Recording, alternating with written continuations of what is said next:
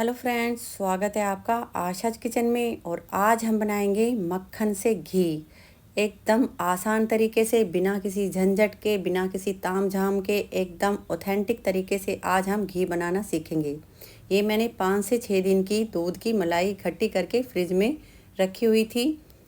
अब इसको हमें एक बड़े से बर्तन में निकाल लेना है। एकदम ऑथेंटिक तरीके से आज हम घी बनाना सीखेंगे। अब इस मलाई को हमें गरम कर लेना है। गैस की फ्लेम को हमें लो टू मीडियम पर ही रखना है और इसे कंटिन्यूसली चलाते रहना है। इसे हमें ज़्यादा गरम नहीं करना है, बस हमें मलाई को पिघलाना है। अब इसको एक बार हम चेक कर लेंगे, उंगली को इस तरह डिप करेंगे। अगर हमारी उंगली को मलाई ज़्यादा गरम नहीं लग रही है, एकदम गुनगुनी सी है, तो इसे हमें उतार लेना है। बस इतना ही गर्म करना है, जितना हम दूध पीने में यूज़ करते हैं इतना ही गर्म रखना है। अब इसमें डाल देंगे हम आधी चम्मच छाछ। अगर आपके पास छाछ नहीं है तो 1/4 टीस्पून इसमें दही डाल सकते हैं और अच्छे से इसे मिक्स कर लेना है। अब मिक्स करने के बाद इसे हमें ढककर 7 से 8 घंटे के लिए रख देना है, बिल्कुल भी टच नहीं करना है। और अगर आप रात को जमा रहे हैं तो ओवरनाइट इसे हमें ढक्कन ढक कर रख देना है। अगर हम गर्मियों में जमा रहे हैं तो सिर्फ इसके ऊपर प्लेट रखनी है, और अगर हमें सर्दी में जमानी है तो इसके ऊपर 2 से 3 गर्म कपड़े रखने हैं। और ये देखिए, मलाई एकदम हमारी दही की तरह जमकर तैयार हुई है। अब मैंने इसे गर्मी में जमाया है तो इसके अंदर मैं 1 लीटर ठंडा पानी डाल रही हूँ। और अगर आप सर्दी में जमा रहे हैं तो इसके अंदर आपको 1 लीटर हल्का सा गर्म पानी डालना है और इसे अच्छे से हमें मिक्स कर लेना है। अब हम एक मथनी लेंगे या फिर हैंड ब्लेंडर या फिर विस्कर से इसे हमें फेंट लेना है। 5 से 7 मिनट में ही हमारा जो मक्खन है वो बन के तैयार हो जाएगा। और ये देखिए, मक्खन हमारा बन गया है। अगर आपके बच्चों को या बड़ों को मक्खन पसंद है तो आप इसमें से थोड़ा मक्खन अलग से एक कटोरी में रख लीजिए और इसे पराठों के साथ या फिर रोटी के साथ दीजिए। बहुत ही टेस्टी लगेगा।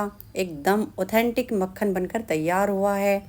अब इस मक्खन को हमें एक बड़े से बर्तन में डाल देना है और सारे मक्खन को हमें इसी तरीके से निकाल लेना है। अब इस मक्खन को हमें पिघलाना है। अब इसे हम गैस पर रखेंगे और इसे लो टू मीडियम गैस पर हमें इसे गरम करना है।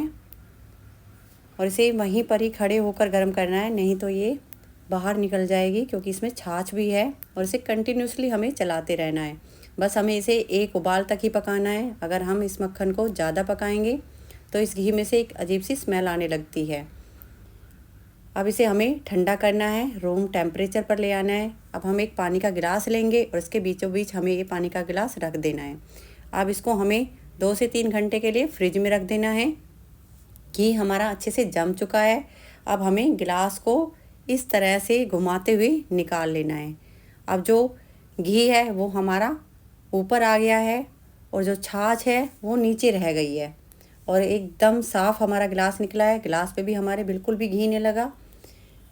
अब इस छाछ को हमें एक बर्तन में निकाल देना है।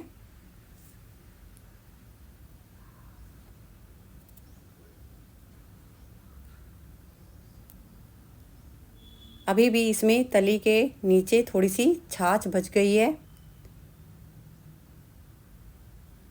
तो हमें जो किनारों पे घी है इसको चम्मच से हटा देना है, ताकि जो थोड़ी सी बची हुई छाछ है वो भी निकल जाए।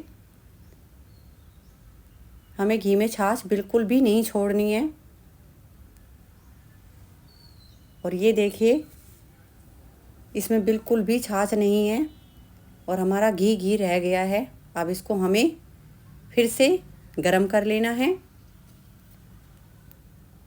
गैस की फ्लेम को हमें मीडियम पर रखना है और एक उबाल आने तक ही हमें इसे गरम करना है। ज़्यादा गरम हमें इसे नहीं करना है। अभी घी हमारा बहुत ज़्यादा गरम है, इसे हमें हल्का सा ठंडा करना है और उसके बाद हमें इसे छलनी में से छानना है, ताकि जो ऊपर थोड़ी सी जो एक छाछ की परत सी है वो हमारी छलनी में रह जाएगी और घी हमारा नीचे बर्तन में आ जाएगा। बहुत ही आसान तरीका है और बहुत ही बढ़िया हमारा जो घी है वो बनके तैयार होगा। अब जो नीचे बची हुई जो छाछ और घी है, इसको हमें एक कटोरी में निकाल लेना है, क्योंकि इस वाले घी में बिल्कुल भी छाछ नहीं जानी चाहिए, नहीं तो हमारा जो घी है उसमें फंगस लग जाएगी। और इस तरह से अगर हम घी बनाएंगे तो हमारा घी कभी भी ख़राब नहीं होगा। अब ये बचा हुआ जो घी और छाछ है, इसको हमें अलग से एक कटोरी में निकाल लेना है। अब इसको हम फ्रिज में रख देंगे 1 से 2 घंटे के लिए, ताकि घी हमारा फिर से ऊपर आ जाए और छाछ हमारे नीचे रह जाए। इसे हमें फिर से गर्म कर लेना है और इसे इसी घी में हमें मिला देना है। अगर आप इस तरीके से घी बनाते हैं तो आपका घी बिल्कुल भी ख़राब नहीं होगा और बहुत ही टेस्टी घी बनकर तैयार होगा, ये मेरी गारंटी है। तो आपको मेरी ये रेसिपी कैसी लगी मुझे कमेंट में बताएं, और रेसिपी अच्छी लगे तो प्लीज़ रेसिपी को लाइक करें, शेयर करें, सब्सक्राइब करें। Thank you.